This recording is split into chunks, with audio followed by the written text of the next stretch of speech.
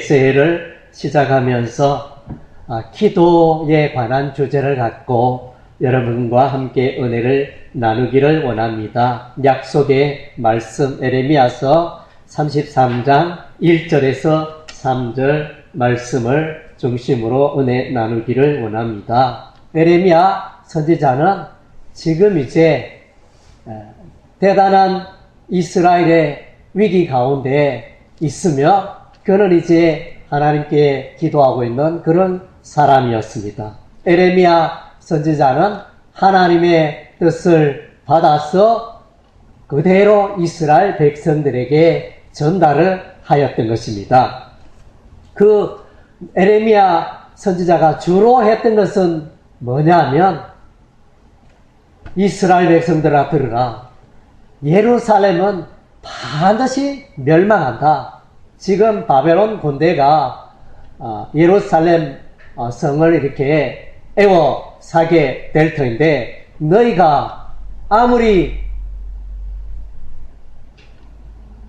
군사훈련을 하고 아무리 바벨론 군대를 물리치려고 애쓸지라도 그것은 다 소용이 없다.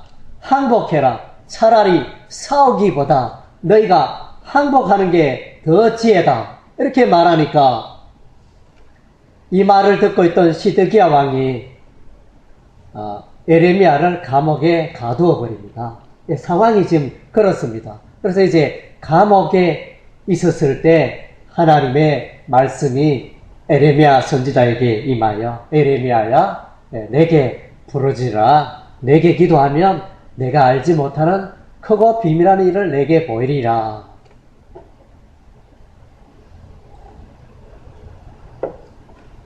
그래서 이제 이스라엘을 보면 풍전등화의 위기에 놓여있고 재앙이 반드시 다가옵니다.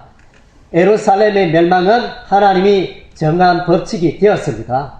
아무리 기도해도 이제는 안 됩니다. 차가 지나갔습니다. 차가 저 멀리 지나갔는데 손을 흔들면 안 되잖아요. 차가 지나가기 전에 손을 들어야 되는데 하나님이 이스라엘 백성들에게 예루살렘에 많은 기회를 줬지만은 그래도 하나님의 말씀을 듣지 않고 우상을 숭배하며 하나님의 말씀에 불순종하며 살아가니까 이제는 안 되겠다. 하나님이 심판의 칼을 빼드신 것입니다. 그래서 때가 되면 이제 바벨론의 군대가 예루살렘 성을 에워싸고 멸망당하며 예루살렘 성은 초토화되며 예루살렘 성전도 무너지고 그래서 이제 바벨론 땅에 외국 땅에 70년간 포로 생활을 하게 될 이런 이제 비참한 운명 가운데 있었습니다. 이런 중에 에레미야 선지자를 향하여 그래도 하나님은 기도하라 말씀하시며 그런 환경이지만은 그러나 기도할 때 그런 어려움을 이기고 그런 환난을 이기고 예루살렘에 소망이 있을 것이며 이스라엘에 소망이 있을 것이다. 하나님이 그렇게 말씀하고 계십니다. 그래서 이제 하나님의 성도들은 교회를 기도해야 됩니다. 하나님의 성도들은 어쨌든 예배당에 오면 기도를 하고 그렇게 해야 됩니다. 왜냐하면 마태복음 21장에 보면 예수님께서 그 성전을 보고 이 집은 만민의 기도하는 집이라 이렇게 말씀하셨습니다.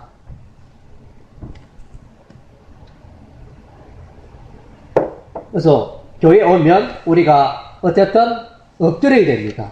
기도하고 하나님이여 또 긍휼히 여겨주소서 이러면서 우리가 마땅히 간구해야 할 바를 하나님께 기도해야 하는 것입니다. 그래서 이제 우리가 왜 기도를 해야 합니까? 먼저는 기도는 하나님의 명령입니다. 내가 기도를 하기 싫다고 해가지고 안 해서 될 문제도 아닙니다. 기도는 의무가 되어집니다. 우리 대한민국의 국민이라면 의무가 있잖아요. 예, 국방의 의무가 있고 납세의 의무가 있고, 환경 보존의 의무가 있고, 그런 이제 교육의 의무가 있고, 여러 가지 국민의 의무가 있듯이 하나님의 자녀 백성들이 마땅히 해야 될 게 있는 건데, 그것이 바로 기도라는 거죠. 기도의 의무입니다.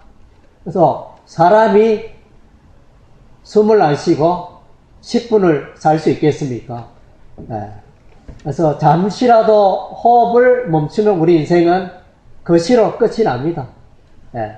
기도는 영혼의 호흡이라 그랬습니다. 하나님의 말씀은 영혼의 양식이고 기도는 영혼의 호흡이라 그랬습니다.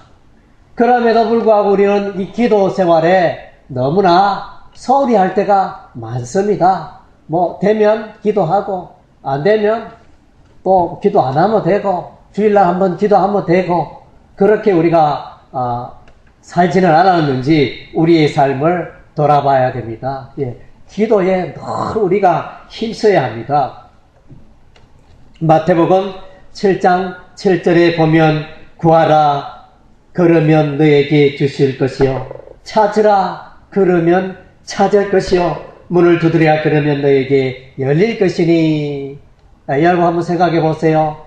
뭐 옛날 이야기 배경이 되겠지만은 저 뒤에는 적군이 따라옵니다. 그런데 이 적군의 공격을 피할 수 있는 유일한 길은 성문이 열려야 되는데 성문에 헐레벌떡 이렇게 가까이 왔는데 성문을 막 두드리는데 성문은 열리지 않고 저 나를 잡으려는 적군은 몰려오고 그 심정이 어떻겠습니까? 예, 주먹이 손에 피가 흐르도록 막 이렇게 문을 열어달라고 두드리지 않겠습니까?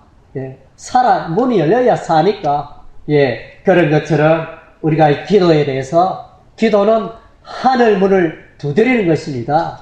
그래서 우리가 그런 간절한 마음, 적극적인 심령을 가지고 하늘 문을 우리가 두드려야 하는 것입니다.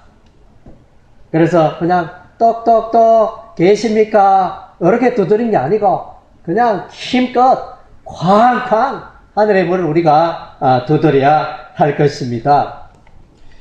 누가복음 18장 1절에도 보면 항상 기도하고 낙심하지 말라. 예, 우리가 이제 대부분의 사람이겠죠.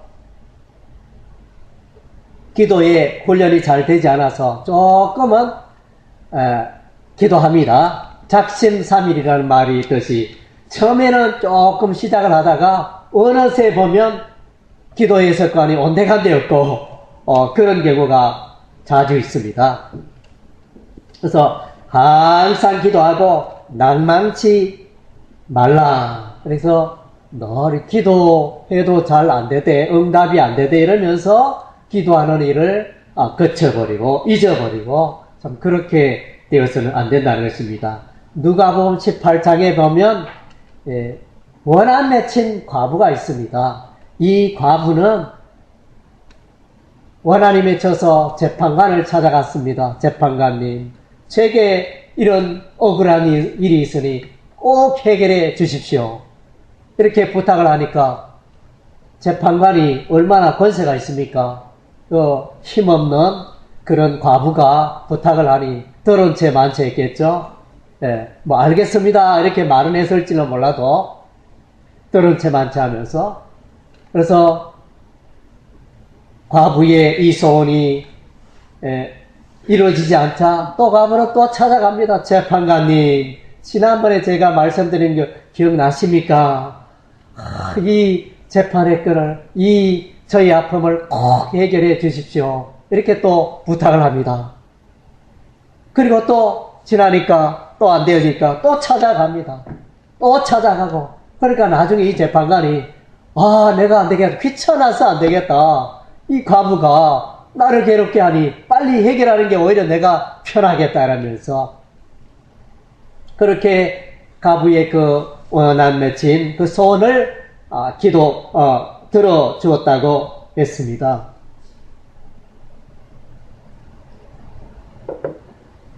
우리의 기도도 그와 같아야 한다는 것입니다.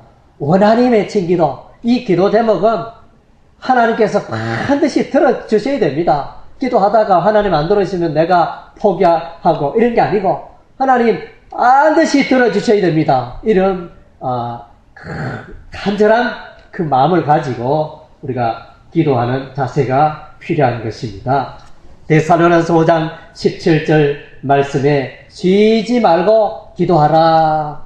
다른 성경에 보면 성령 안에서 또 무시로 기도하라 이런 표현도 있습니다. 쉬지 말고 하여튼 깨어있어 기도하는 일에 늘 힘쓰라는 것입니다.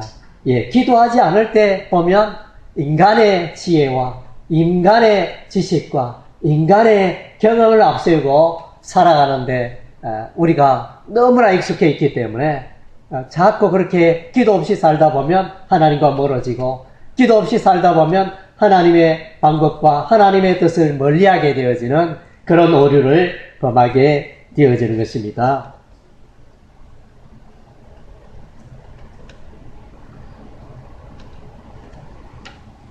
우리가 성경을 보면 기도의 사람들을 많이 만나게 되어집니다. 기도의 수많은 사람들, 그들이 기도했기 때문에 우리도 기도해야 하는 그런 이유가 되어집니다. 여호수아는 이제 전쟁을 합니다. 가나안 적군을 몰아내기 위하여 전쟁을 하는데, 아니 전쟁을 한참 하는데 갑자기 해가 서산에 기웃거리며 해가 서산에 막 넘어가니까 이 큰일 났잖아요. 밝아야 전쟁을 할 수 있는데, 그래서 여호수아가 이제 하나님께 기도합니다. 예, 그래서 하나님, 하늘에 있는 저 태양이 서산에 떨어지지 않게 하옵소서, 이렇게 그런 식으로 기도하지 않고, 이 여호수아의 기도의 특징은 이제 명령형 기도입니다. 명령형 기도. 예를 들면 이제 사탄아 예수 이름으로 명하노니 사탄아 물러가라, 이렇게 그건 이제 명령형의 기도가 되어지죠, 일종의. 그래서 여호수아가 명령형의 기도를 하게 되어지는데, 예, 태양아 너는 기본 위에 머무르라, 달아 너도 아얄런 꼴짝이에 머물지어다, 이러면서 명령을 합니다. 달을 명령하고 태양을 명령하고 엄청난 기도잖아요. 예, 이렇게 권세를 가진 기도를 하니 그야말로 그 태양이, 서산에 지는 태양이 멈추고 또 달도 멈추게 되어지는 그런 놀라운 기적이 일어났다는 것이 여호수아서 10장에 기록이 되어 있습니다. 그래서 여호와께서 사람의 목소리를 들으신 이 같은 날은 전에도 없었고 후에도 없었나니 이는 여호와께서 이스라엘 위하여 사오셨습니다. 네, 한나가 기도합니다. 한나는 자식이 없었잖아요. 엘가나, 에브라임 지파에 엘가나라는 사람이 있었는데 두 아내가 있었습니다. 하나는 브닌나, 하나는 한나였는데 브닌나는 자식이 있고 한나는 자식이 없어서 여호와의 성전, 그때는 이제 성막이 이스라엘의 실로 지역에 있었는데 거기 가서 이제 기도를 하고 소원을 아뢰입니다. 눈물을 흘리면서, 콧물을 흘리면서, 훌쩍이면서 간절히 기도를 하고 있었는데 엘리 제사장이 보니, 아이고 저 여자가 아니 술을 한잔 했나, 왜 저렇게 있지, 이러면서 그야말로 취해 보이는 그런 모습으로 너무나 간절히 하나님이여 아들을 주시면 그 아들을 주를 위하여 드리겠나이다, 이러면서 간절하게 기도하였더니 하나님이 한나의 기도에 응답해 주시고 그 아들 사무엘을 통하여, 그 사무엘은 위대한 사람이죠. 보통 사람이 아니잖아요. 사사며 또 사울 왕을 세우고 기름 부어 세우고 또 다윗을 기름 부어 왕을 세우는 그런 이제 놀라운 인물이잖아요. 그래서 기도의 사람 이러면 대표적인 사람 중에 한 사람이 사무엘입니다. 사무엘은 기도의 사람으로 통한 것입니다. 모든 일들을 보면 하나님께 나아가 묻고 하나님의 뜻 가운데 가는 사무엘을 우리가 만나게 되어집니다. 엘리야의 기도, 엘리야는 기도의 힘이 얼마나 놀라운지 엘리야가 기도했더니 3년 6개월 동안 이스라엘 땅에 비가 오지 않고 또 때가 되면 엘리야가 간절히 기도하면 다시 하늘에서 비가 내리기 시작하는 이런 이제 기도의 권능을 가진 그런 엘리야였습니다. 그러나 우리가 생각하기에는 엘리야는 특별한 사람이고 하나님의 선지자니까 그렇지. 그러나 이제 야고스 말씀은 그렇게 해석하지 않습니다. 엘리야는 우리와 똑같은 사람이었다. 그래서 그냥 단지 간절히 기도했을 뿐이다. 이렇게 말씀해 주고 있습니다. 그리고 엘리야는 또 간절히 기도하여 하늘에서 불이 내리게 하잖아요. 바알과 아세라 선지자 850명과 850대 1로 싸우는데 그래서 하나님이여 하나님이여 하늘에서 불을 내리시사 여호와께서 과연 살아계신 하나님이여 여호와 하나님이 만왕의 왕이 되시고 만주의 주가 되신 신이심을 나타내 보여주옵소서 이렇게 기도하였더니 하늘에서 불이 떨어져 가지고 정말 하늘에서 불이 떨어진 거 여러분 본 적 있나요? 볼 수 없는 광경이죠. 하늘에서 불이 떨어져 가지고 제단에 나무와 돌과 흙과 그 주위에 물을 다 불로 사르는 이런 이제 엄청난 기도 응답이 일어났습니다.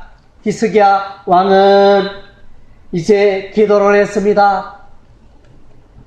나라가 이제 큰일 났습니다. 큰일 났습니다. 지금 예루살렘 성을 적들이 에워싸였습니다. 이 아수르 군대 나라가, 이 아수르 나라가 벌써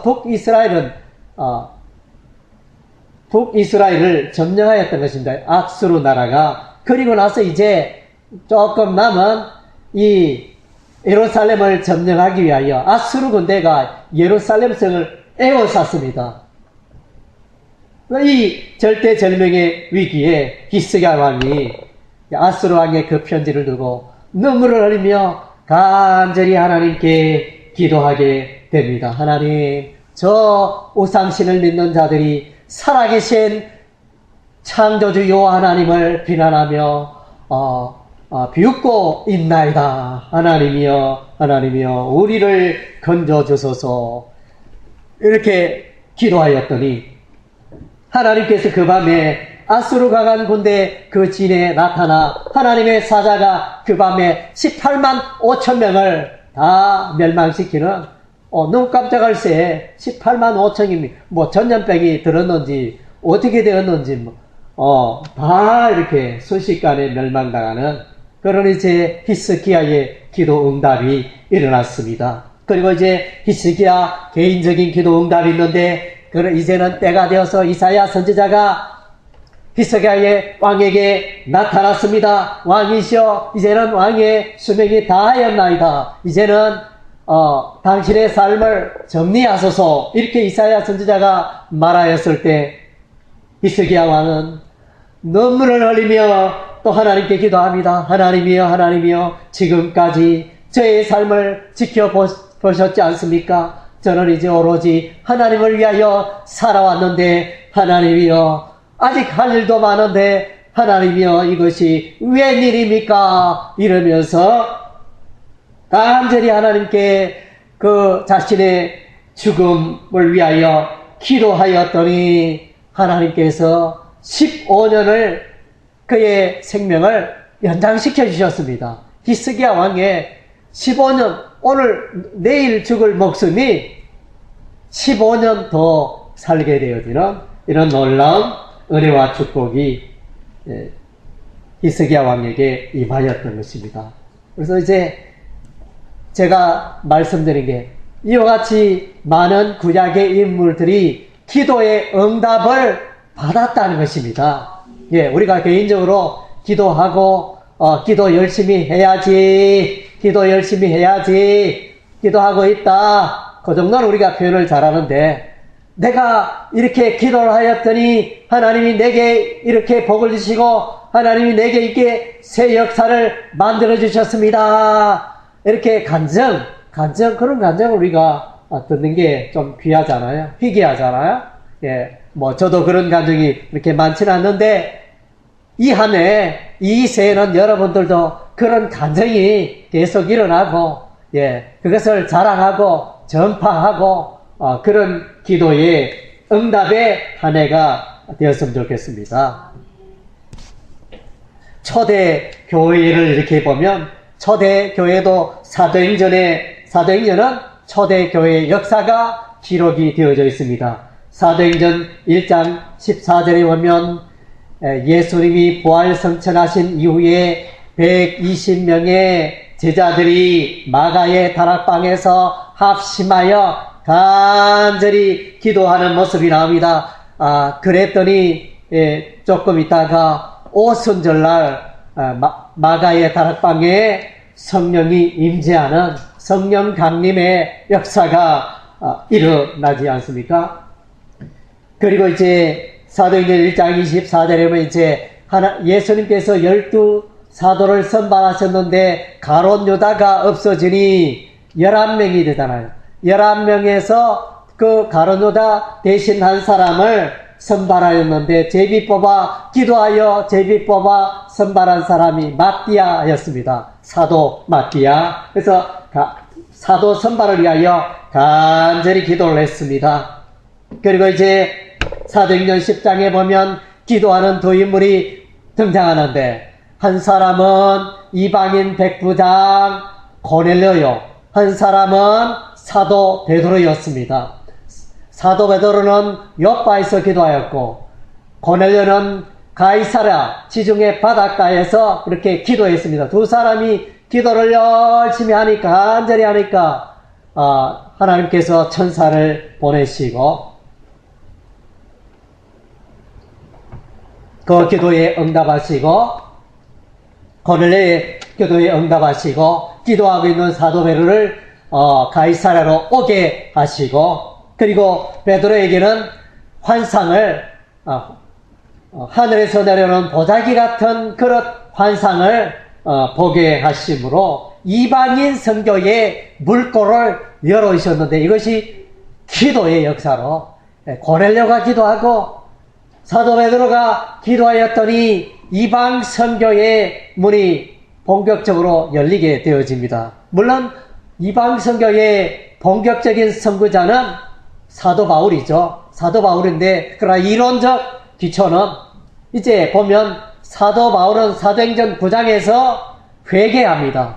회개하고 다메섹에서 부활하신 예수님의 음성을 듣고 이제 삶을 돌이키게 되어지는 그 회개장이 사도행전 9장에 나오는데, 사도행전 10장에는 이제 이방인 선교에 관한 환상을 베드로가 받게 되어집니다. 사도 바울이 본격적으로 이방인 선교에 선교사로 파송되어 나서게 되는 것은 사도행전 13장입니다. 그렇다고 볼 때 이방인 선교에 사도 바울이 이방인 선교에 본격적으로 나설 수 있는 그 기초 이론을 확보한 사람이 누구냐? 그 사람이 어떤 면에서 보면 베드로라고 할 수 있습니다. 베드로의 그 간증과 예루살렘 교회의 간증을 통하여 이미 하나님께서 이방인들을 구원하시기를 기뻐하신다. 그것을 이제 밝히 드러내고 증거하였던 것입니다.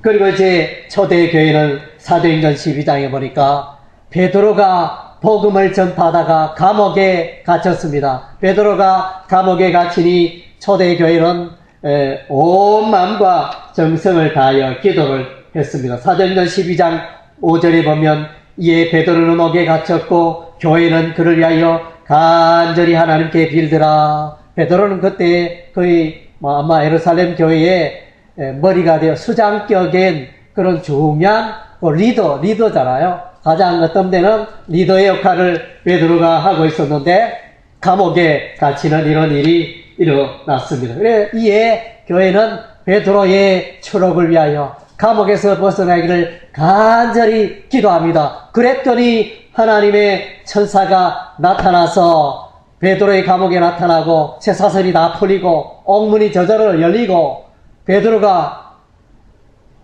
탈옥이 추록되어지는 이런 놀라운 일이 일어나지 않습니까?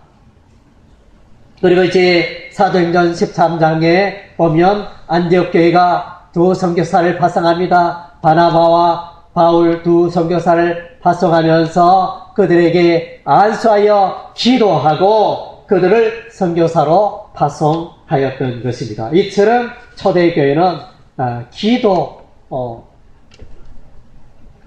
기도에 끼어 있었던 것을 보게 되었습니다. 그래서 사도행전, 왜 이름이 사도행전이냐? 초대교회 역사를 기록하고 있는데 사도들의 활동, 베드로 사도와 바울 사도, 사도들의 활동이 많다 하여 사도행전이라 이렇게 이름을 붙였는데 또 다른 사람은 성령의 역사가 워낙 많으니까 그래서 성령행전이다 이렇게 책 이름을 붙이기도 합니다. 또 이제 다르게 이름을 붙이고 교회행전이다. 교회가 사도행전에 교회가 어떻게 생기고 일어나고 성장하고 있는가 보이는 교회행전이다. 뭐 이렇게 이름을 붙일 수도 있고 또 다르게는 기도하는 모습들이 많이 있으니 기도행전이다. 그래서 교회가 기도하는 모습들이 많이 나와 있으니 기도행전 이렇게 말할 수도 있겠죠. 예, 그렇다면 우리도 기도해야 안 되겠습니까? 예, 우리도 기도해야 됩니다. 먼저 우리가 이제 기도하기 위해서는 기도를 위한 일정한 시간과 장소를 확보해야 됩니다. 뭐 시끌벅적한 슈퍼마켓이나 시장에서 기도가 잘 되겠습니까? 막 이렇게 TV 소리 왕왕거리는데 거기서 기도가 잘 되겠습니까? 예, 그래서 조용한 장소를 기도할 조용한 꼴방과 같은 그런 장소를 확보하는 게 필요합니다. 그리고 이제 기도하기 위해서 시간을 내야 되죠. 예, 내가 매일 10분을 기도하겠다. 매일 20분을 기도하겠다. 매일 30분을 기도하겠다. 매일 1시간을 기도하겠다. 저는 개인적으로 이제 원래는 매일 2시간을 목표로 하고 있습니다. 예, 새벽에 1시간, 또 밤에 1시간 이렇게 해가지고 2시간을 목표로 하고 있는데 여러분들도 개인적으로 여러분이 할 수 있는 분량을 그러니까 지속적으로 계속 할 수 있는 분량을 정해가지고 기도하는 일에 여러분의 삶을 들이시기 바랍니다. 예수님께서도 마가복음 1장 35절에 보면 새벽 오히려 미명에 예수께서 일어나 나가 한적한 곳으로 가서 거기서 기도하십니다.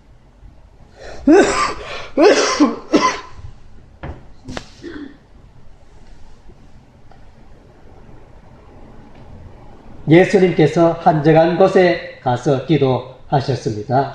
누가복음 5장 16절에도 예수님은 물러가사 한적한 곳에서 기도하셨습니다. 물러가사 이 말은 이제 사람들을 많이 만나고 분주하게 사람들과 더불어 있다가 이제 사람들을 떠나서 조용한 장소에서 기도하셨다는 것입니다.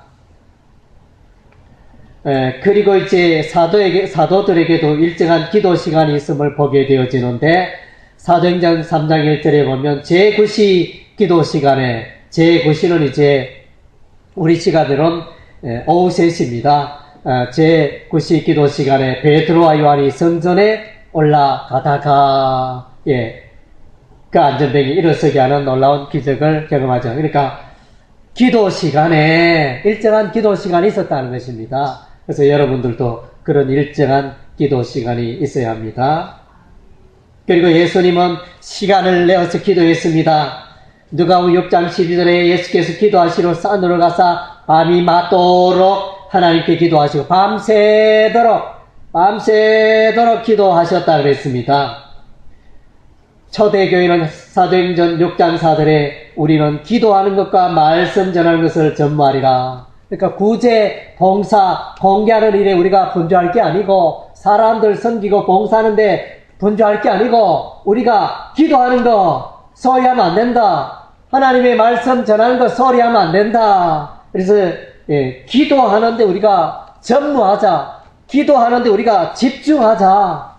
우리 새기쁨교회도 이 새해는 기도하는 일에 집중하는, 전무하는 한 해가 되기를 바랍니다.